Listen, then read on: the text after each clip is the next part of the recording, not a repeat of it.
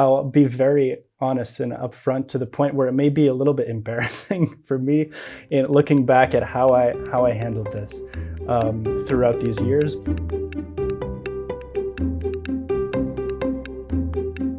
Welcome to the Personal Finance for PhDs podcast, a higher education in personal finance.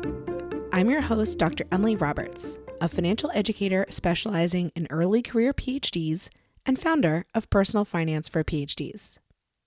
This podcast is for PhDs and PhDs-to-be who want to explore the hidden curriculum of finances to learn the best practices from money management, career advancement, and advocacy for yourself and others.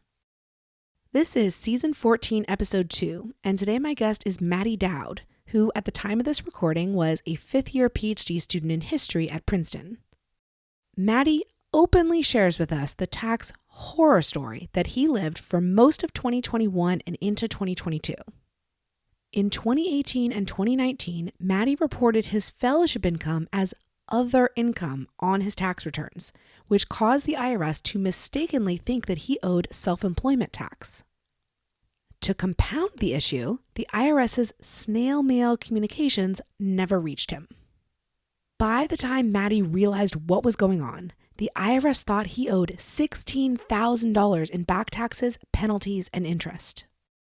Maddie reached out to multiple sources to help him resolve this, but ultimately used my workshop, How to Complete Your Grad Student Tax Return and Understand It Too, to explain to the IRS what had gone awry and have the issue resolved in his favor. It's a harrowing story with a happy ending. You won't want to miss Maddie's ending thoughts on the most effective way to approach tax and financial education.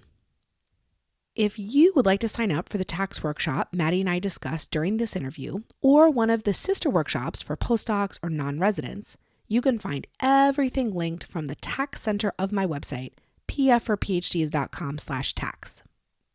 The first live Q&A call for this tax season will take place this Thursday, January 26, 2023. So if you plan to file your tax return in January, I highly recommend joining the workshop now so you're prepared with your questions by Thursday.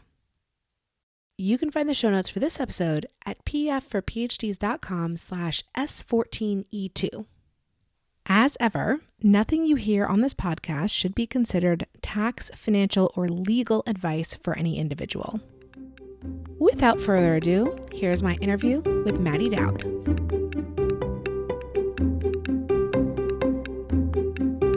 On today's episode, we are going to talk about one of my favorite subjects, which is taxes, but we do not have such a cheerful story. My guest today is Matty Dowd. He's a fifth-year graduate student at Princeton in history, and he is going to be telling us about a tax debacle that he walked into a few years back and that has taken a few years to unravel. So it's going to be a really involved story. But for those of you who are confused about taxes or worried about taxes, this might be a really great episode to listen to and to share, because a lot of people make the same kinds of mistakes that Maddie did, and they get amplified, and he'll tell us how to resolve it, or at least how he resolved it. So really, really glad to have you on, Maddie. Would you please introduce yourself a little bit further for the listeners? Sure. Thank you for having me on. It's great to be here. So my name is Maddie. I'm a fifth-year PhD student, as was said. I studied at Tufts University for undergraduate and then did a master's at the University of Paris. So I went kind of straight through in the academic path, which may or may not be relevant to the later discussion. And then I also worked a bit on the side and kind of continue to have over the past several years a mixture of hobbies and other small jobs, translating, working as a resident assistant, as a tour guide, playing piano at churches, tutoring, that kind of thing. So sort of supplementing my income with other hobbies/skills that were somewhat related maybe to my interests. Well, Maddie, I'm really pleased that you've joined us because you're going to share a tough story with us, but I know it's going to be really beneficial to a lot of people. So just for the listeners' notes, we are recording this in April 2022. I'm planning to publish this in early 2023, but we are talking about events that started back in 2018, I believe. And so Maddie, tell us, for tax years 2018, and then I think you did the same thing again in 2019, how were you funded during those years, and how did you prepare your tax return in those years? Sure. So in 2018 and 2019, I was on a university fellowship. So through my university, through Princeton. And in part of 2019, I was on what was called an assistantship, which was a bit different because I was a teaching assistant or a preceptor, as we call them there. So there was a W-2 tax form generated for this income, whereas the assistantship income, that is, whereas for the general university fellowship, there was no tax withholding, there was no W-2 form. And I also earned some side income in some of those other hobbies I referenced at the time. So that was what comprised my income during those years. So I understand there was no tax withholding on what I call this awarded income, this like non-W-2 fellowship, stipend, training grant. There are different words for it, but I call it awarded income if it's not reported on a W-2. You said that there was not any tax withholding, but did it show up anywhere? Did it show up on a 1090-T? Did it show up on a 1099? Anywhere? Nowhere. Okay, so no tax reporting whatsoever. This is actually a pretty common approach, and it's frustrating. But anyway, go on. How did you prepare your tax return? I should maybe say quickly before I say this, kind of in general about this story, I'll be very honest and upfront to the point where it may be a little bit embarrassing for me in looking back at how I handled this throughout these years. But anyway, so here it goes. The listeners are with you. Don't worry. Okay. A lot of people are in the same situation. I was too when I was early on in grad school. All right. So I prepared the tax return myself using primarily during these years, using online software that was sort of available, like File Your Taxes, Free Filing, etc. I also didn't pay estimated quarterly taxes during these years, even though I should have. And so I essentially treated this, I used the filing software to kind of generate a lump sum number for the awarded income that I would then pay around the time I filed my taxes. So obviously this was not the right way to do this for a number of reasons, but it's what I did for 2018, for 2019, and what I was doing for 2020 until I realized that there was a problem. And the last thing I'll say about this is that I reported, and this will get into what the bigger problem was, that I reported my fellowship income as other income on the tax return. And so this is what was going to lead to big problems for me down the road. I have to say, Maddie, that I did the exact same thing when I was in my first few years of graduate school. My university, Duke, does things a little bit differently because at that time they did withhold income tax from my awarded income stipend, but they issued a Form 1099 miscellaneous with box 3 income. And so if you look at like the instructions, like you didn't get instructions, right? Because you didn't get a form. So like good on you for even like knowing that this was even taxable income. So actually you did something right from the beginning, which was reporting it. Even though you reported it slightly incorrectly. Like if you look at the instructions for what I was dealing with, it says report it as other income if it's not self-employment income, which this wasn't. So I did that. And it turns out that was wrong. For me, it didn't get caught in the same way that yours did, probably because of how it was reported. So I didn't have the same outcome, but I started down the same path that you did. So you're definitely not alone. I still talk to people to this day who have read my materials and are asking me, do I report this as other income? The answer is no, and we will see why. Okay, so you sort of mentioned that you figured out when you were going to file your 2020 tax return, so that's early 2021, right? That these errors had gone on. But let's back it up and talk about what was happening from the IRS's perspective. So the IRS receives your 2018 and 2019 returns. They see this other income. What are they thinking and what are they trying to do to reach out to you? So the IRS is beginning to send me notices. From what I guess, it was around actually summer of 2020 that the IRS began sending notices about my 2018 tax year. And the thing was, I received none of the notices. This was also going to be a big part of the story. The reason for that, there's really two reasons. The first is that I had moved out of my Princeton graduate apartment abruptly at the start of COVID in March of 2020. And so I was living in Massachusetts with my family, my sister and her fiance, just kind of waiting out early COVID, not sure what was going to happen. I didn't think to change my address on file with the IRS at that time, which in my slight defense, I think was a reasonable thing to not think of. The second problem, though, which also gets back to another important part of why those tax filing softwares aren't great if you don't use them in the right way, is that the IRS didn't even have my correct apartment number because I had typed it in correctly on the website, which I was able to go back and check. But that website generates a 1040 tax return form, which I didn't look at before I submitted it. And it cut off my apartment number. So it said I lived at apartment 40 and not 405. So even though after I left Princeton, I had, set up a mail service through the USPS, who I don't even know if that worked, to forward mail at home. And had I been at Princeton, I know the building manager, they may have seen the letter and kept it aside for me. But in any case, not having the right address on my file did no benefits for me as the situation went on. So basically, for the IRS perspective, I didn't respond to months of deficiency notices regarding 2018.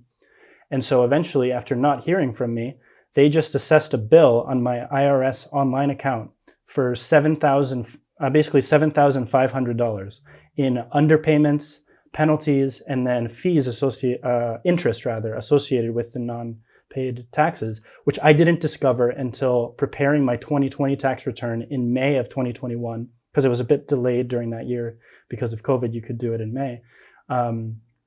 And I saw this charge on my online account and obviously was very thrown off and surprised by that. Okay. So in a second, I want to get to why this massive charge existed, because again, you had paid what you thought was your income tax, or in those earlier years. But first, I just want to take a little sidebar to tell you that I had a very similar experience with the Virginia Department of Taxation, so state level taxes. I moved from Virginia to North Carolina when I started graduate school. So I was like a part-year resident in each state for that year. And for whatever reason, in the next year, Virginia decided that I owed them income tax, even though I was paying tax in North Carolina, and I had been a part-year resident the year before, which they supposedly should have known, but they could not track me down because I had moved multiple times near graduate school. I did not set up mail forwarding, which you were like, that's great that you even thought of it. I did not do that. I also got married and I changed my name. So like they could not find me to like assess me what they thought was their tax bill.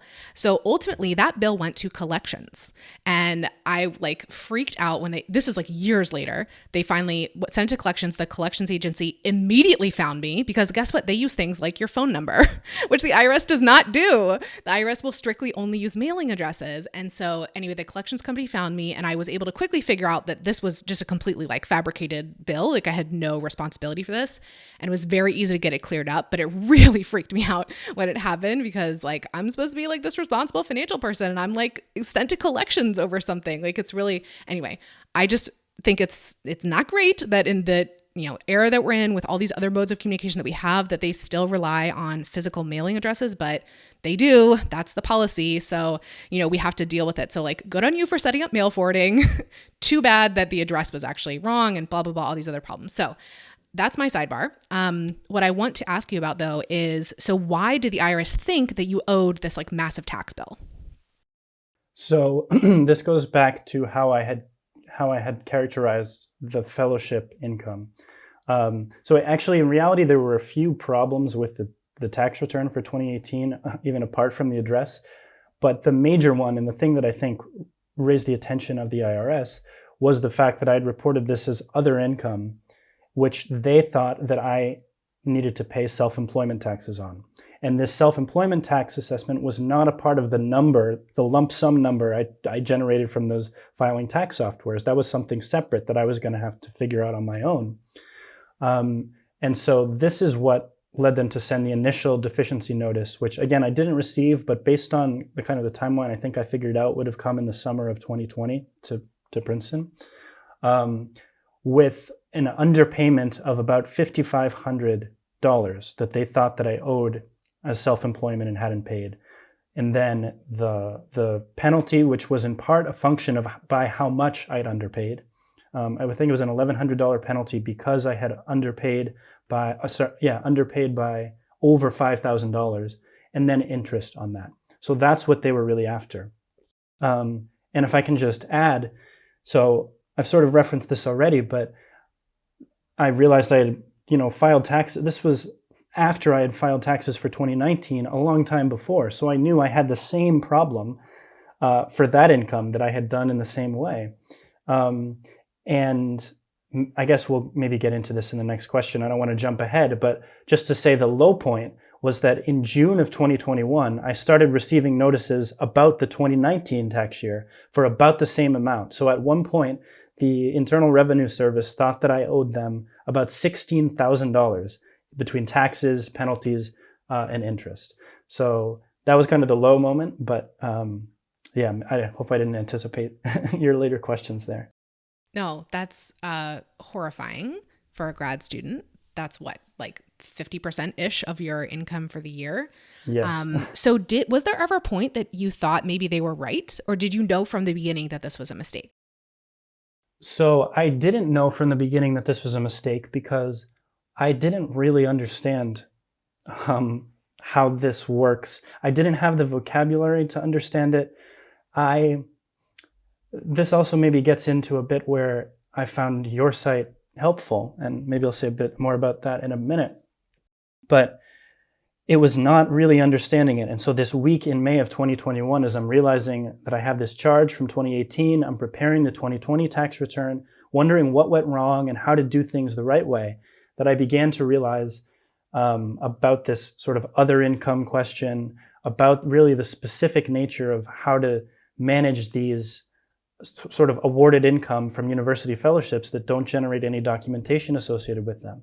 What I will say is that I did very early in the process reach out first to my parents and then to my parents' accountant, who I'm sure that she's very competent, was very nice, but didn't have experience with this, and actually thought that I did owe them that money. And so I was actually encouraged by a tax professional to pay the money, and then she was going to help me draft a letter to try to get the penalties minimized because it was my first mistake.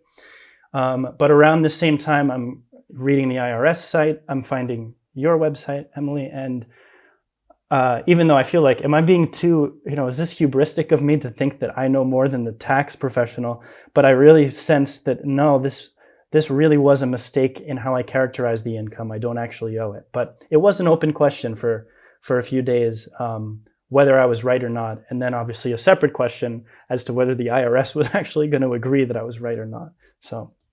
Absolutely.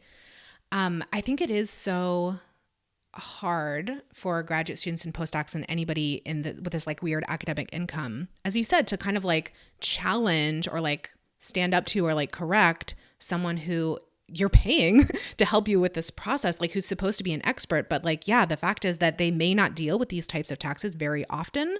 They may, like, whatever, like you said, they're very nice. They're probably very competent in many areas. Like, for example, small business taxes is probably what she's much more familiar with than fellowship income. And so she was going down a route of like, oh yeah, this was self-employment income. And oh yeah, these are correct, charges, but like we can get the penalty, blah, blah. That's a fine thing if like the whole thing was right from the beginning, but it wasn't. So I would love to hear more about how you like discovered and then worked with the IRS, like to clarify for them that this was actually fellowship income, that you should have never even thought to report as like other income, that, we just went off the rails from the start with that reporting like type. Yeah. So what I was able to find out right away once I saw the charge on my account online was I could download the transcripts and records of account from 2018. Because remember, at this point, I still had received no notices about it. This is just me logging on very casually one night in May of 2021 to see if I got a stimulus payment in 2020 that I had missed. So that 2018 tax record and or a record of account and transcript, which you can, I think, normally download from past tax years, helped me to see what was actually at issue and to see why the IRS had labeled what they had as penalties. What I then did, the good piece of advice I got from the accountant was to call the IRS either late in the day or early in the morning to try to get through and talk to someone, which I did. And for anyone who's called the IRS, and I would do this many times over the succeeding several months, it's quite an experience. Sometimes you get people who are very helpful and knowledgeable. Sometimes you don't. Sometimes it takes a long time. Again, I was still at the stage where I was learning about this and like figuring it out. And so again, it's difficult sometimes. You don't understand what people are telling back to you. But eventually what happened through a few phone calls in the days after I made the initial discovery was I talked to an IRS agent who basically told me that I could fax, he gave me a fax number and said I could fax an explanation of my situation to what he called the reconsideration department, which sounded like 1984 kind of scary style instructions. But that was the first time that I talked to someone where there was a kind of glimmer of, okay, maybe there is going to be some potential light at the end of this tunnel. So it was in talking to those agents, came to realize a number of the mistakes, which I've already communicated to you, and began to see a way out of beginning to resolve the 2018 tax issue. I was also, though, a bit uncertain whether I should also talk to them about 2019, if that would just be confusing. Was that going to be bad for me in some way? I was almost treating it as though, I don't have much experience like with lawyers or with like a criminal case or something, but as though I didn't really know how to best talk to the IRS about some of these issues. And I guess that first piece of advice was the beginning of the rest of the story. Emily here for a brief interlude. Tax season is about to start heating up, and the best place to go for information tailored to you as a grad student, postdoc, or postbac is pfforphds.com/tax. From that page, I have linked to all of my tax resources, many of which I have updated for tax year 2022. On that page, you will find free podcast episodes, videos, and articles on all kinds of tax topics relevant to PhDs. There are also opportunities to join the Personal Finance for PhDs mailing list to receive PDF summaries and spreadsheets that you can work with. The absolute most comprehensive and highest quality resources, however, are my asynchronous tax workshops. I'm offering 3 tax return preparation workshops for tax year 2022. One for grad students who are U.S. citizens or residents, one for postdocs who are U.S. citizens or residents, and one for grad students and postdocs who are non-residents. Those tax return preparation workshops are in addition to my estimated tax workshop for grad student, postdoc, and postbac fellows who are U.S. citizens or residents. My preferred method for enrolling you in one of these workshops is to find a sponsor at your university or institute. Typically, that sponsor is a graduate school, graduate student association, postdoc office, postdoc association, or an individual school or department. I would very much appreciate you recommending one or more of these workshops to a potential sponsor. If that doesn't work out, I do sell these workshops to individuals, but I think it's always worth trying to get it into your hands for free or a subsidized cost. Again, you can find all of these free and paid resources, including a page you can send to a potential workshop sponsor, linked from pfforphds.com/tax.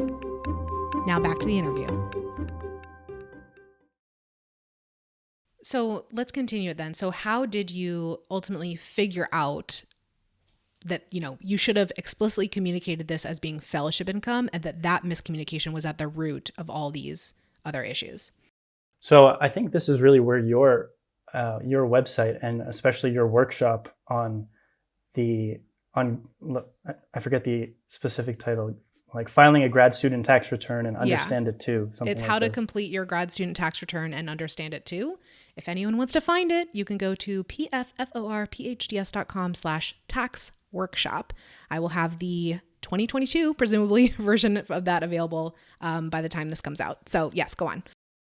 Yeah, so I think I'd maybe found on the IRS website some information about this as I was looking around, but the clearest statement of and the most focused advice for graduate students in the situation that I was facing, at least, not so much, when you're 2 years behind the ball and facing what I was facing with the IRS, but with just filing a tax return in general, because I still needed to do the 2021 at that time, was through your website. And so that's, I think, when it became clearest to me about this other income, that this was what sort of my problem had been. and finding the steps that I would need to do in order to do the 2020 return right. And then also in the communications that I was to have with the IRS by faxing them info about 2018, how I should sort of write my statement explaining what had happened. So I think that workshop was, it was helpful on its face for just filing a sort of a normal tax return and understanding what you're doing, but it also helped me to find the words to explain to the IRS in writing, and then which I also then backed up with other documentation that I faxed along with it related to the 2018 issue. So it is interesting to me that you found the workshop. And as you said, the workshop is great for like preparing your current year's tax return. It's not designed to like ameliorate past issues, as you said. I'll actually link in the show notes. It sounds like you maybe didn't find this through Google search, but my old personal finance website, which is evolvingpf.com, I actually published a couple of posts from people who had been in your exact same situation. They had reported their fellowship income as other income. The IRS thought it was self-employment. And I actually published their accounts as well, like we're doing here on the podcast, of how they fixed the issue. And like even they included the text of the letter that they sent to the IRS. Would you actually be willing to share like an anonymized version of the letter that you sent, or is that too much information? No. Yeah, I'd be willing to do that. Okay, so we'll set that up in the show notes. So by the time this is published, we'll have that all ready to go. So anybody else who finds this podcast episode later is in the same situation can at least not have to repeat all this research that you did and like have sort of a model to go off of. As you said, to have even the language to explain to the IRS.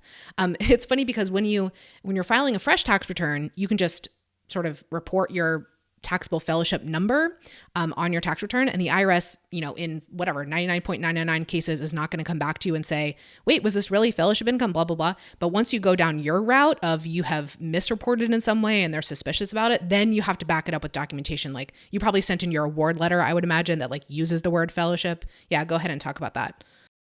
Yeah. No, so I did.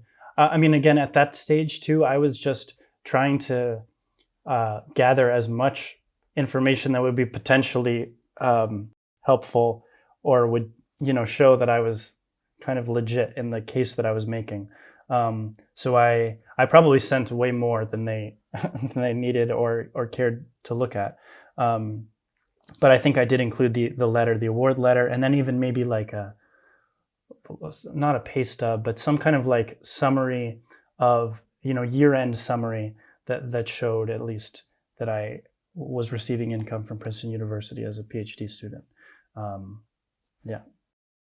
Yeah. And so did all of that like fix the issue? I understand this took several months played out, but like this ultimately was effective. Yes. So like what was the final outcome? Yeah. So actually maybe first, let me just say, so that this was all, that initial fax was all about the 2018 tax year. But meanwhile, I knew I had this 2019 problem. I felt good about the 2020 return that I was doing because, again, I had used your website and your workshop and felt like I knew what I was doing for the first time.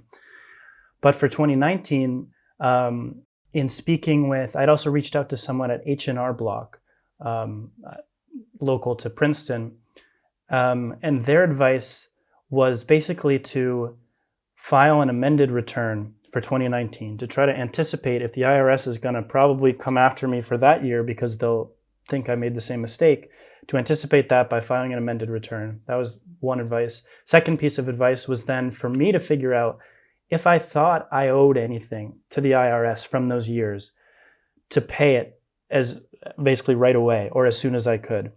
And so I did both of those things for 2018 and for 2019. And in fact, I calculated that I did underpay, in fact, by a few $100s.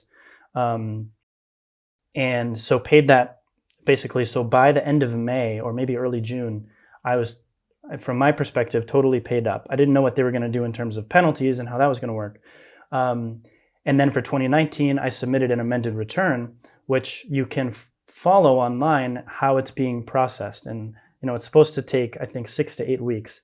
And it was so delayed because of COVID. So I never even got word that it was received. I was worrying, I sent it in by sort of USPS. I was worried I didn't put enough stamps on the package. Like just these kind of silly administrative things that hang over you as you wonder and hear nothing about it.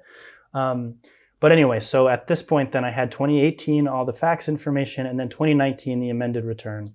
And it's pretty amazing. I sent all that in May, and I heard nothing from the IRS about the 2018 facts from May 12th until Valentine's Day of 2022. So 9 months. I had heard every 3 months I would get a letter from them saying, "Hi, we've received your information," which was reassuring, "but we're very busy. We'll get to it as soon as we can." Meanwhile, though, so this is the reconsideration department. The collections department is saying, "Hey, we're going to file a lien or levy against your assets because from their perspective, this was a case open and closed, and I didn't pay it, I didn't challenge it, I didn't respond." So they are not being as, let's say, generous. That's not the right word. They're not, like the other side, the reconsideration department can take as much time as they need to process it. The collections department is not giving me that option, even as I explain to them what's going on, but they're saying, "Well, how do we know you have a legitimate case?" Which from their perspective, it's understandable why they would take that position. So as this is playing out, and I'm hearing nothing and just waiting, which is really the dominant part of the story. It's the waiting in between this really frantic week in May until February to begin to hear stuff about anything actually occurring with my cases. It was being in touch with the collections department, who actually, they didn't force me to, but I was highly encouraged to sign a payment agreement with them to agree to pay the 2018 taxes, with the understanding that once they got to my case, if it turned out that I had paid them any more than I needed to, they would refund me the money.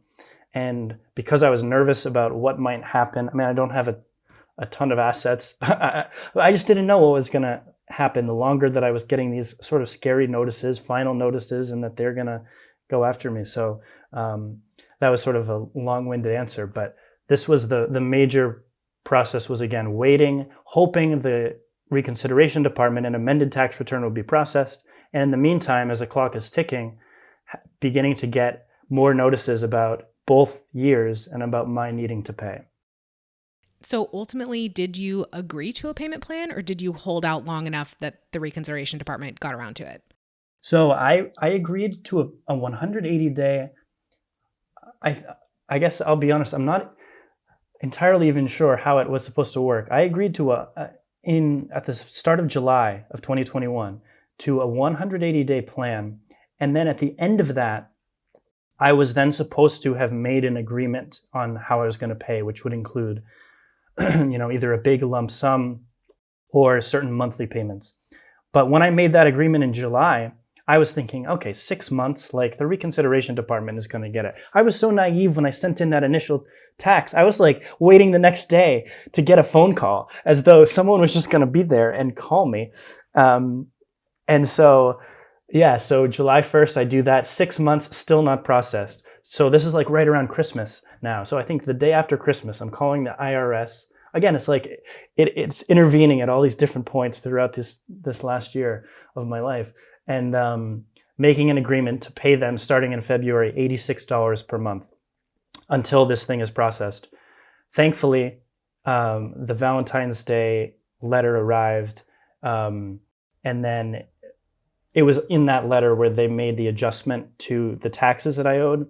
And once they did that the plan that I had agreed to pay was canceled, was sort of null. So I received the February 14th letter, which reduces the tax burden by like $5,500, which is what I thought. It takes away the interest that I owed on that. It doesn't specify this, but it continues to say that I have like about $1,100 related to that tax year, which was the amount of the penalty. So I was wondering, okay, are they still keeping that penalty? Is that the right amount, given that I didn't underpay by as much as they thought? And so I tried to get in touch with them over the phone. Impossible. I'm like, I know how this goes. I'm just going to wait for the next notice. We'll see.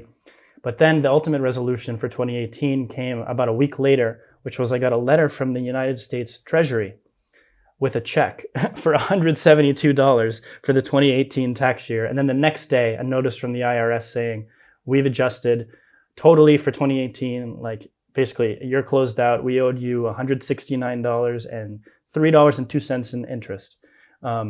So that was kind of how the 2018 resolution came about.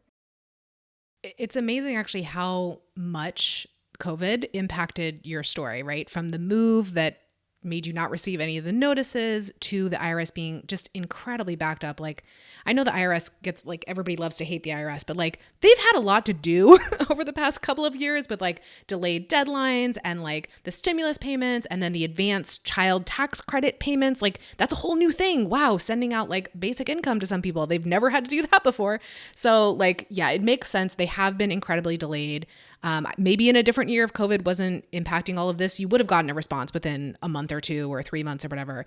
Maybe the timelines would have worked out, but it's good to know that you were patient. You tried to get them to be as patient as possible with you. You agreed ultimately to that monthly plan, which is like, I mean, $86 a month is like not, I mean, whatever, it's something, but compared to the amount that you actually owed, that's a very small fraction. Or not like actually owed, but they thought that you owed. Yeah. Yeah. Okay, so we know the 2018 resolution. For 2019, did the amended tax return work, or how did that play out?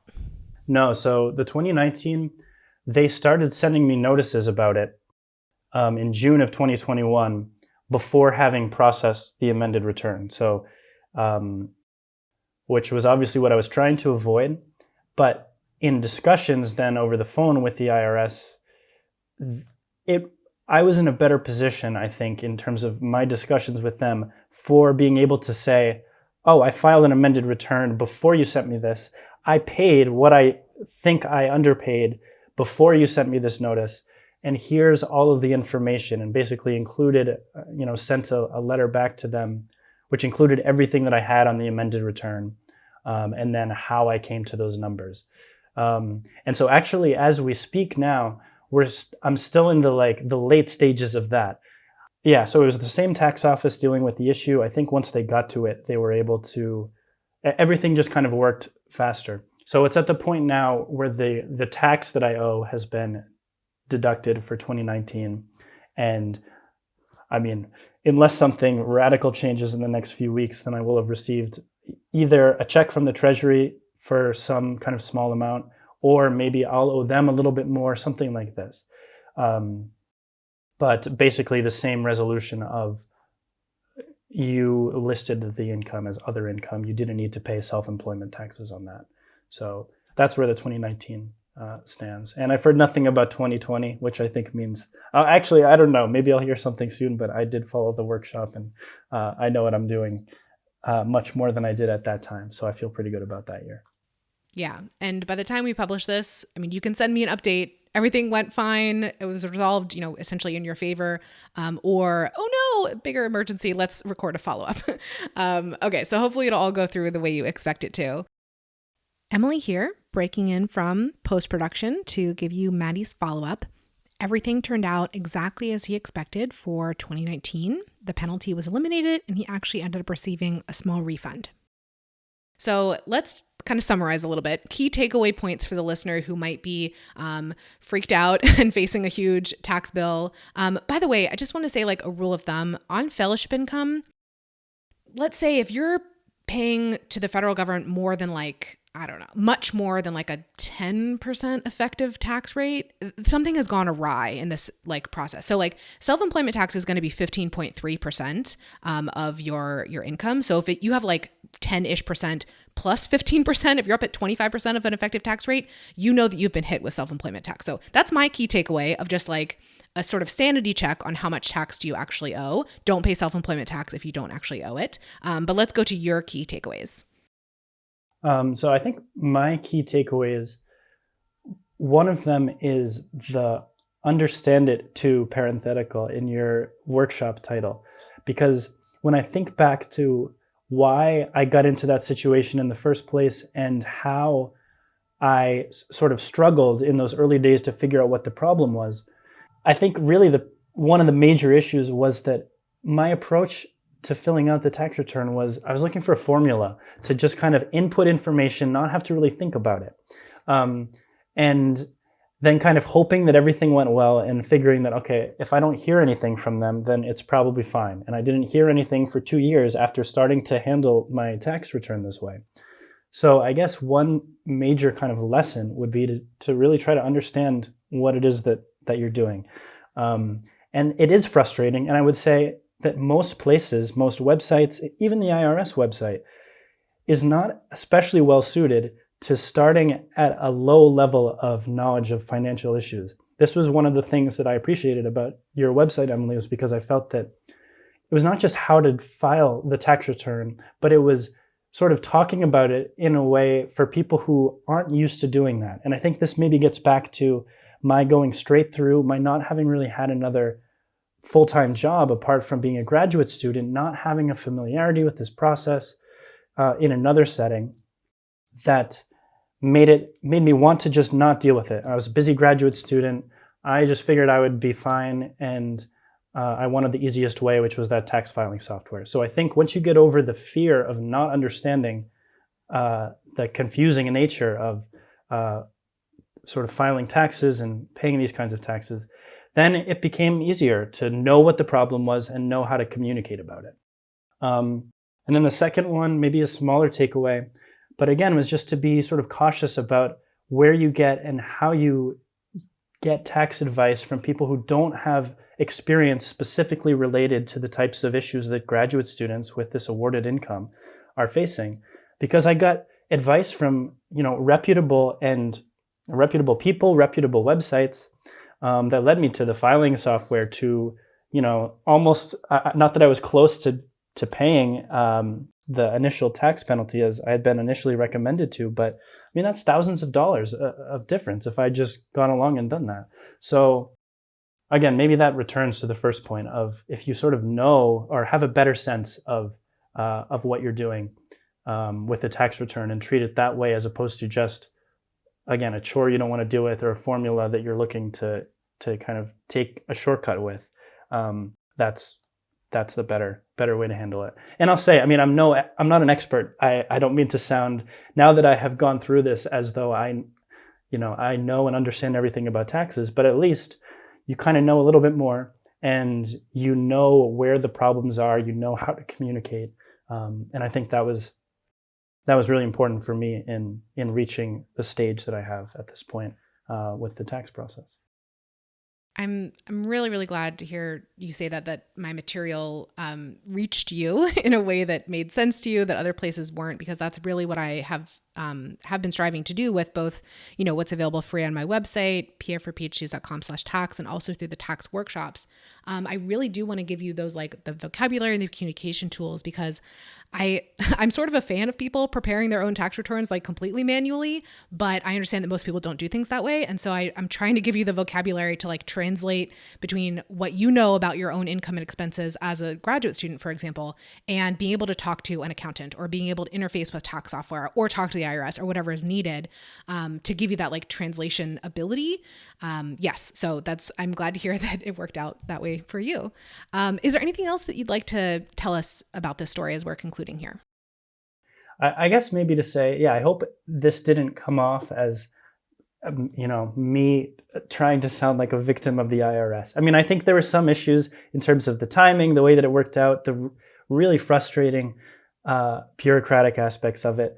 But I also, I made some mistakes too throughout the process.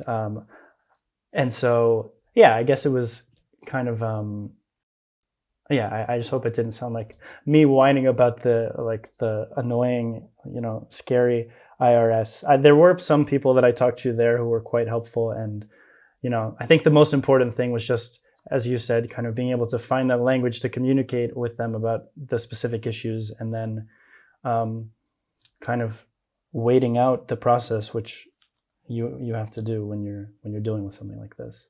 I think what we briefly mentioned earlier, but like we talked about this with respect to the accountant that you went to, but it's also true for the people you talk to at the IRS. They're way more familiar with self-employment income and small business income, because there are so many small businesses in the United States who have, some kind of trouble and turn to resources for filing their tax returns compared to graduate students and postdocs and other people with awarded income. It's just such a more common situation. They want to fit you into a box. That's what they're familiar with. And so you as a person receiving awarded income, I think should be kind of forewarned that that's going to happen, and be able to say to them, no, I am very confident this is not contractor income. This is not self-employment income. I do not have a business. I received fellowship income or grant income or whatever it is. And to be able to firmly say that to them will help hopefully redirect them down the correct line of thinking and away from the most common scenario, which is this other self-employment stuff. So I'm really glad that you brought that up. I also am glad that you mentioned that there is just a lot of waiting involved with these, figuring out the transcripts and like submitting the amended returns and all of this stuff. Yeah, that's kind of part and parcel with this whole process. So we're getting the very, very condensed version of the story, but obviously it took multiple years for this to play out in total. Okay, Maddie, thank you so much for sharing the story. It's really amazing. I hope it prevents people from going down the same, the initial mistake and the amplification of that mistake that you had to go through. So I want to leave the listener with the question that I always ask my guests, which is, what is your best financial advice for another early career PhD? And that could be something that we've touched on in the course of this conversation, or it could be something completely new. So I'll stick with a similar theme. I mean, part of me hardly feels in a position to offer financial advice after the story I told. But what I would say is that, and I think this is especially applicable maybe for PhD students, is that if you are learning about some kind of financial topic, taxes, things like this, that you should ask stupid questions if you don't understand something. I think PhD students, I certainly am, are on guard against wanting to sound stupid in seminars around professors. You sort of keep to yourself, you hide the things that you don't know and try to present yourself in as best a light as possible, which is understandable. I get that, but I don't think it works well with dealing with some of these topics. And everyone says, well, there are no stupid questions, or you're probably not the only one with the question, which is probably true. But I would add that even if you are the only one with a question, and even if it is a stupid question, that it's better to humble yourself at the stage of learning something than to risk kind of misunderstanding and creating a much bigger problem for yourself down the road. So I guess it's a sort of maybe, I wish that I'd had a little bit more humility to ask questions, and rather than just go along and pretend that I understood something at different, workshops about taxes or things that I had been privy to in the past, to actually just ask, and from there I would have been in a better position. So that's what I would say. I really, really love that advice. And I'll take one final opportunity to plug my workshop, How to Complete Your Grad Student Tax Return and Understand It Too, pf4phds.com/tax workshop.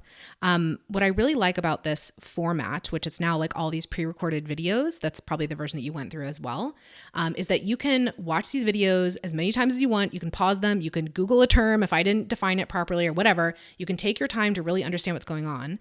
And then if you still have a question, show up at one of the many live Q&A calls that I hold for this workshop and just ask it there. Because frankly, like asking me what you consider to be like a stupid question, I can probably answer it in like 5 seconds, and it might take you an hour of reading other material to figure out what it is about your like misunderstanding at base that made you have that question. So like, it's just so much more time efficient to enroll in something like my workshop and have access to me to ask those kinds of questions, or, whatever, work with another professional, that's fine. But to just, as you said, be willing to do it and have a person you can go to ask those questions. That's what I'm trying to provide with this tax workshop. So again, Maddie, thank you so much for this interview. I think it's been a harrowing story, but really, really illuminating. I know it's going to help a lot of people because you are not alone. As you said, I made the same error. Like, it just didn't get amplified in the same way yours did, but I made the same error. A lot of people make the same error. So thank you so, so much for sharing this.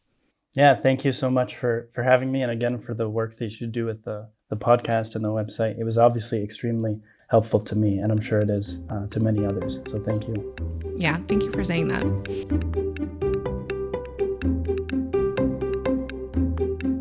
Listeners, thank you for joining me for this episode. I have a gift for you. You know that final question I ask of all my guests regarding their best financial advice? I have collected short summaries of all the answers ever given on the podcast into a document that is updated with each new episode release. You can gain access to it by registering for my mailing list at pfforphds.com/advice. Would you like to access transcripts or videos of each episode? I link the show notes for each episode from pfforphds.com/podcast. See you in the next episode, and remember, you don't have to have a PhD to succeed with personal finance, but it helps.